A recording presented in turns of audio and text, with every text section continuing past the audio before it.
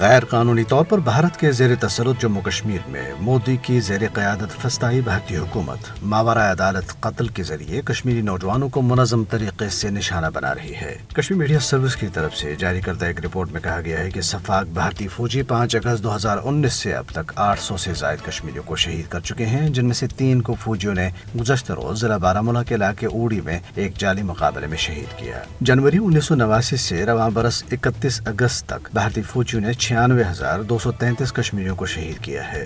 Report میں کہا گیا ہے کہ قتل و غارت کا مقصد کشمیریوں کو خوفزدہ کر کے حق کی خود ارادیت کی جدوجہد سے انہیں دستبردار ہونے پر مجبور کرنا ہے۔ دریاسنا بانڈی پورہ قصبے میں بھارتی فوج کی 14 راشٹریہ رائفلز کے کیمپ میں ایک فوجی نے فائرنگ کر کے اپنے ہی ایک ساتھی فوجی کو قتل اور دوسرے کو شدید زخمی کر دیا۔ تاہم پولیس نے حسب روایت اس واقعے کو حادثاتی فائرنگ کا نتیجہ قرار دیتے ہوئے معاملے پر پردہ ڈالنے کی کوشش کی۔ نئی دلی کے زیر کنٹرول ریاستی تحقیقاتی ایجنسی نے ضلع ریاسی کے بالائی علاقوں میں گھروں پر چھاپے مارے۔